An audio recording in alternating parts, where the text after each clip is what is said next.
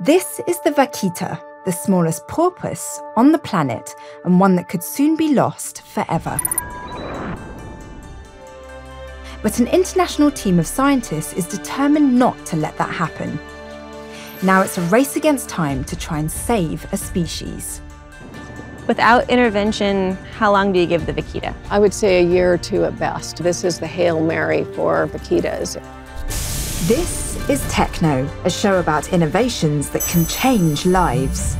We're going to explore the intersection of hardware and humanity, and we're doing it in a unique way. This is a show about science by scientists.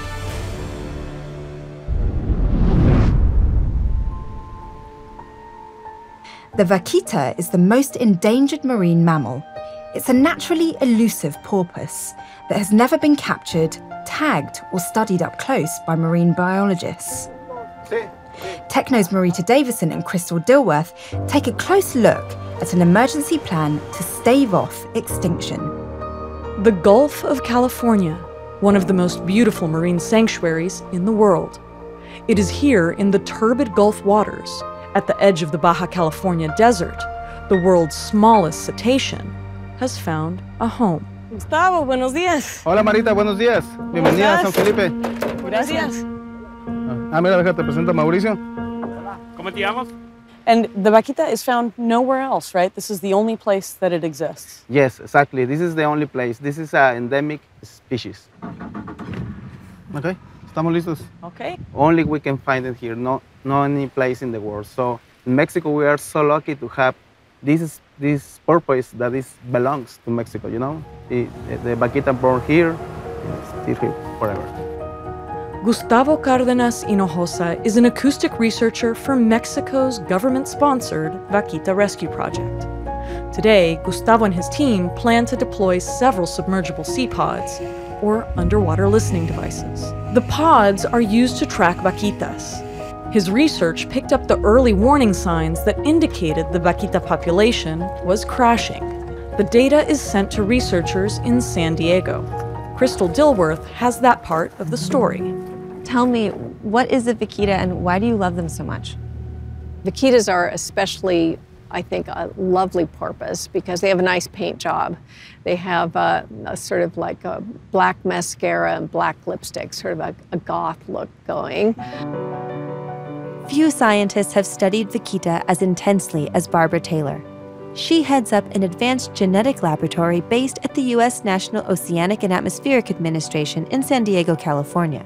Her main partner, Lorenzo Rojas Bracho, who heads up the Mexican project, is equally passionate about saving the vaquita. Losing vaquita in a way is, just imagine you lose a masterpiece. If someone destroys the Gioconda or the David of Michelangelo or whatever, the world would be exactly the same. Nothing is going to change. You're going to wake up in the morning, you're going to have food, but the world is going to be poorer in many, many ways. And I think that's the situation with vaquita. I think Lorenzo and I always thought we could save them. You know, we knew it was a one-issue thing. We knew what the threat was, and we thought we could change it. And it's a hard thing to see that it's not happening. So what is killing the vaquita? According to scientists, the main culprit is gill nets, used to capture another endangered species found in the Gulf of California, a fish named the tituaba. According to the Environmental Investigation Agency, the demand for tituaba can be traced to China, where it is sold illegally. We had a tip-off about this town called Shantou, which is also in southern China. It's on the coast, which was said to be a major center for trade in tituaba fish meal. Some Chinese believe the dried swim bladder of the tituaba improves skin and liver conditions, invigorates circulation, and stops bleeding. None of this has been proven medically, but the illegal trade in tituaba is extremely lucrative. Tituaba fishing in the Gulf is illegal. Because the same nets used to catch tituaba and snare vaquita, they have decimated the vaquita population. TechKnow's Marita Davidson was shown how. The problem is that the vaquita cannot detect this wall of net in the water column. So the problem is that the vaquita can get entangled the head here or the fins. So obviously the vaquita cannot get to breathe to the surface, and then they get sink. So they just get stuck here, and they perish. Yes, they cannot breathe and they die.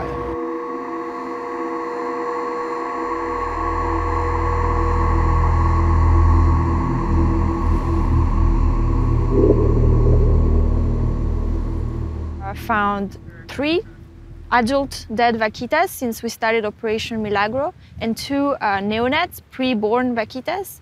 And the adult vaquitas, all of them were necropsy, and the results of this examination show that they all die of asphyxiation and all had like marks of nets on their skin. So they're dying because of the totoaba net, that is for sure. Una Leal is captain of the Sea Shepherd, a marine conservation group that voluntarily patrols the upper Gulf for totoaba nets. 5 dead vaquitas were found in the Gulf from January to May 2017. It's horrific to see how much sea creatures are trapped on those nets. It's heartbreaking. All these protected marine mammals are dying for no reason. They're just dying in these totoaba nets. It's horrible. The story of the vaquita is a classic collapse of a species. Scientists began tracking vaquitas in the late 1990s.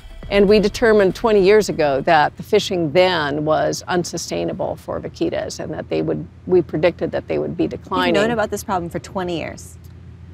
Well, I mean, the people who originally found them dead on the beach from fishing nets and said, hey, here's a porpoise. Nobody's ever found a porpoise here. It can't be very common, and it's dying in fishing nets. And so the species was discovered because it was dying? Yeah, it was found dead on beaches and in fishing dumps, yeah. It's sort of odd that people wouldn't see it, but the more you get to know this shy animal, the more you understand that you really have to know what you're looking for, and you really have to look for them to see them, because they avoid any motorized vessel. They're really small. They're only in groups of 1 or 2. So they're really difficult to see. They aren't like the flashy dolphins that come up and ride your bow and you get to see every aspect of their lives. The porpoises are very shy. They move away, and so you really have to look for them with like really big binoculars. With vaquitas on the brink of extinction, the team made a decision that was as bold as it was audacious. In order to save the vaquita, the remaining population, now numbering less than 30, would have to be taken into captivity. The plan was implemented in November 2016 at the 8th meeting of CERVA, the International Committee to Save the Vaquita. The only option is separate vaquita from the main risk factor that is killing them. And those are totoaba gillnets at this point in time. And also, I mean, they are unknowns, but what we really know is that if we don't take them out, they will die in gillnets. So this is the lesser of two evils in many ways. Yeah, so it's black or white. TechKnow was given preliminary plans that spell out how to capture the elusive vaquitas and bring them to the northernmost cove in the Gulf, where they would be held in sea pens and kept under guard, 24 hours a day, 7 days a week. There are also plans for land-based tank systems and support apparatus to keep the captured porpoises alive in case of emergency. We've brought in this amazing team. We're going to have about 40 people from all over the world, all with different levels of expertise. So we have specialists in capturing harbor porpoises from Denmark and the Netherlands. We have veterinarians that have worked with porpoises from Hong Kong to the Netherlands. We have people who have specialized in tagging and capturing. So we have that team. Then we have the team of people who I work with that are experts at finding them. We'll be using both acoustics and visual. And we're even going to be bringing in Navy dolphins to help us try to track this really elusive species. The U.S. Navy's Marine Mammal Program utilizes bottlenose dolphins to locate underwater sea mines. Little is known about the vaquita. No one has ever tagged them or been able to study them up close. The problem of how to capture them loomed large. But during a scientific team meeting, a breakthrough from a scientist who works with the Navy program. And he said, did you ever think of using Navy dolphins? I said, well, never in my life. I mean, that's completely out my toolbox. And he said, well, you know, if they can find divers and objects in the water, I'm sure they could find vaquitas. Next day, we went to the Navy facility. Wow. And yes, they trained the dolphins. They took them to the Golden Gate in San Francisco, where they have harbor porpoises swimming, and the dolphins were able to find it. So when we solved that part, which seemed to be the most difficult one, say, wow, there we are there. I'm floating in the middle of the Vaquita refuge area here in the Gulf of California. Now, this refuge was set up by the Mexican government to protect the vaquita populations, or what's left of them. They've set it up here because over the past several years, through observation and through acoustic recordings, this is where the vaquitas really tend to hang out, at least recently. We've been out here for a while trying to see if we can find any vaquitas. No surprise to me that we haven't seen any, and that really underscores how difficult and complex this mission is really going to be. Gustavo's data analysis indicates the remaining vaquita population may be concentrating across 3 sections in the upper part of the Gulf. Today's sea pod drop will try to confirm those locations. So we've just arrived at one of the points where they're going to drop down a mooring, and attached to that is going to be the sea pod. So it's the acoustic measuring device that they leave for 4 months here to measure and pick up the sounds of the vaquita clicks. So that's what we've done. We've navigated here via GPS. It's a really vast area, and they've set up 87. They're going to put out 87 of the sea pods. Right now we're putting out the last 8. Later, back on shore, Gustavo showed us a computer program that allows us to hear the vaquita. Humans can't hear the clicks because they're too high frequency, but there's a way for you to modify them so that we actually could. Could you have me listen to it? Yes, of course. A coworker of mine did this. He modified the frequency, and now you can hear it.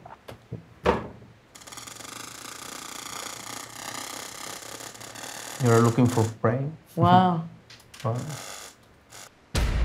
The Vaquita Refuge measures an area 64 by nearly 100 kilometers along the upper third of the Gulf of California. When you are in it, the refuge seems vast and problematic to police effectively.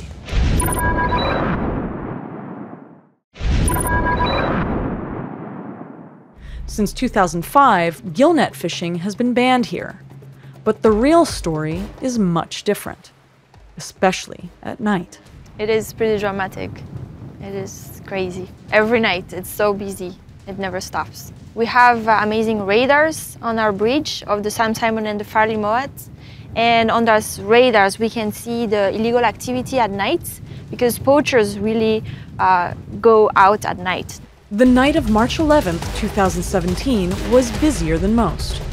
The Sea Shepherd's Farley Moat, here on patrol for poachers, spotted a small fishing boat in the Vaquita Refuge.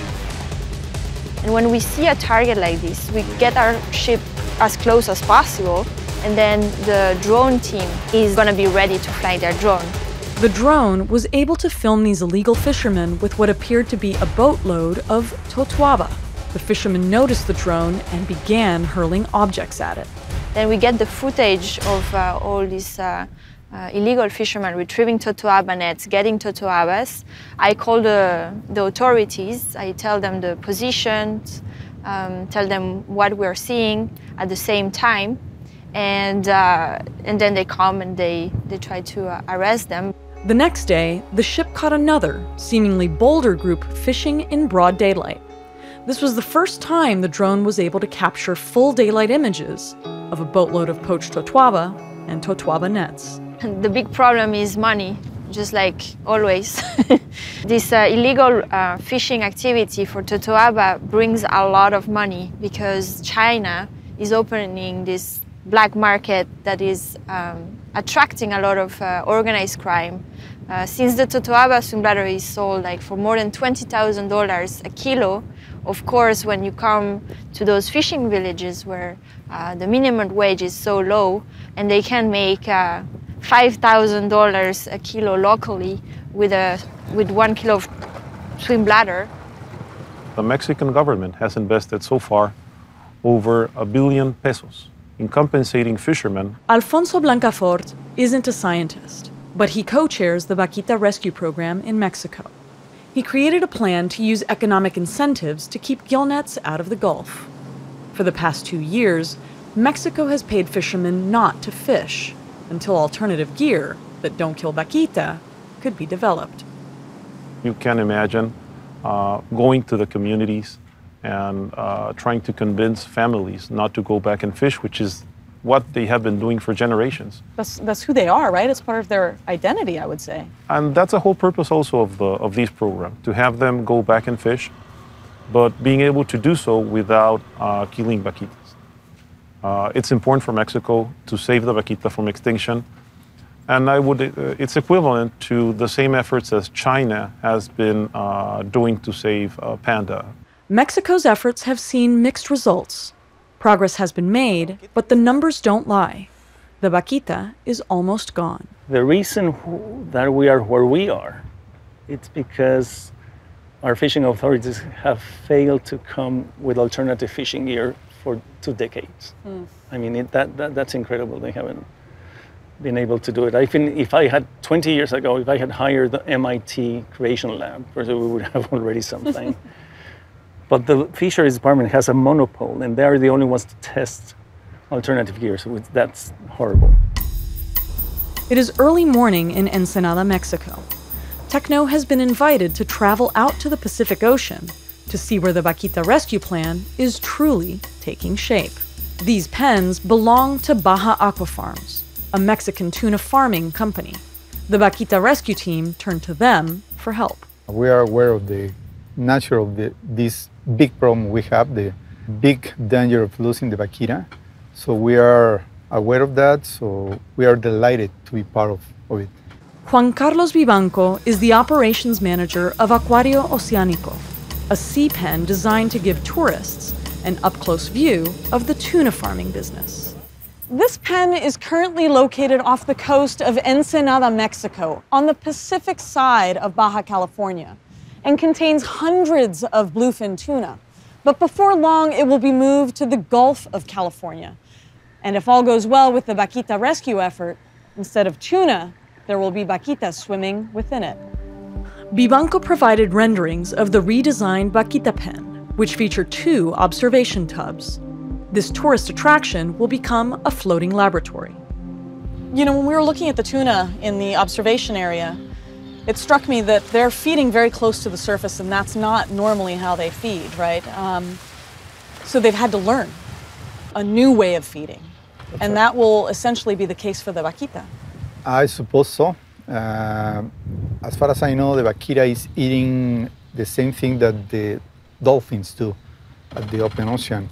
I mean, they are eating small fish and squid, things like that. They are following those kind of organisms at the ocean. Definitely, the vaquita is going to learn how to eat. The vaquita pen will be taken here, to the northernmost end of the Gulf in an area called Machoro Cove. Gustavo showed us the area during our Gulf tour. The blue building on shore is an old shrimp processing plant that will be converted to an on-site veterinary care center. So you think that's the best shot? Absolutely, and it's not only the best shot, but it's the only shot that we have. We're going to have facilities in the ocean. We're going to have some also them at land. And we're also looking to one of the most important pieces of this project is to have a facility right in the heart of the vaquita area where we can have vets, where we can have 24/7 care for vaquitas, that we can be monitoring them. We can learn a little bit more about vaquita. There is little opposition to the rescue plan within the scientific community, but conservation groups, led by the Sea Shepherd Society, believe the problem should be solved without captivity. Sea Shepherd has always been fighting against captivity. Captivity, for me, it's not a solution, and for Sea Shepherd, it's not a solution because saving an animal is not having it in a swimming pool. And it should be free and living its life and contributing to the ecosystem Plan A, maybe it's not working right now, but plan B doesn't seem that, to me, it's not a plan. There are many questions surrounding the capture program, but if scientists are successful, the next step in the process will be to try and breed the vaquita. Scientists in San Diego are getting ready. These will be the ancestors of all vaquita into the future, this breeding program. So we need to make sure that we know what we've got and keep that variation, that natural genetic variation in that population into the future. Philip Morin works with the vaquita rescue team in San Diego. He is a research molecular geneticist. If the vaquita can be successfully bred in captivity, he will have to figure out how to make the genetics work. So the vaquita is special because it lacks the genetic diversity that other species do. How has it managed to survive for so long? So what we believe happens in a population like, or a species like vaquita, is that they've been at a small population size for a long time, so that bad diversity has slowly been purged from the species. So that means they have less of the bad diversity. They also have less of the good diversity. But in a stable environment like the northern Gulf of California, they've managed to survive. And there is still diversity. It's not to say they have none. Because of this lack of diversity in the vaquita, is it possible to accidentally do harm to the species through the breeding programs that you're developing? Yes, yeah. I mean, there is no way to avoid that we're going to lose diversity. There's no way to avoid that because we're collapsing the population from thousands down to a few. And then they're going to have to breed to some extent with the same individuals in order to build that population up. Morin has been studying the vaquita using tissue samples stored in the deep freeze at the San Diego Fisheries Science Center. It's cold in here, minus 20 degrees Celsius. And besides myself and this OPA here, there's about 200,000 tissue samples from a variety of marine species. 45 of those samples are from vaquita, and it's the hope that those samples contain some secret genetic information that can help save that species. And how long will the samples keep at this temperature? Well, these samples are about 30 years old, wow, and we're still extracting DNA from them. So we're hoping they're going to last a long time. So it's like science evolved at just the right time to be able to help the vaquita right before they go extinct. The ability to culture cells and transform them is changing right now. So that if we get living cells from the skins of these vaquitas that are brought into captivity, we can keep them alive in the lab, we can transform them into any types of cells we want. So even if we catch an animal that may be too old to reproduce or only reproduces once before it can't reproduce anymore, if we have those cells, it's possible we can convert those into gametes, into sperm and egg cells in the future, and use them, put them back into the population as if that animal's still alive. Advanced genetics may end up being the game changer for the vaquita. San Diego's Frozen Zoo has played a key role in trying to save many nearly extinct species. A porpoise and a rhinoceros might not seem to have that much in common, but scientists here at the Frozen Zoo at San Diego Zoo Global are working to save the northern white rhino. And techniques they develop could act as a blueprint to save the vaquita. We are pretty confident that if we get a good quality sample, we'll be able to grow and successfully freeze the cells. That's going to tell us more about the vaquita. It's going to say something about its population history. It'll provide maybe very useful information about whether there's enough genetic diversity in the remaining population to allow it to recover and expand. Oliver Ryder is director of the Frozen Zoo. It holds more than 10,000 living cell cultures. If nothing else works, the frozen samples would become a last resort for an extinct species. The vaquita is such an end game. At the end of the day, all we may have are cells. And we mustn't, though, ignore that we're engaging in an enterprise that we don't know ultimately if it will work. Time is running out for the vaquita. Science may be its last hope. But it comes with a price tag. The rescue effort is expected to cost $5 million. The US National Marine Mammal Foundation says it has $4.5 million on hand. 3 million will come from the Mexican government, the rest from private donors. Many of the scientists are donating their time, all to give the vaquita a fighting chance. For TechKnow, I'm Shini Somara.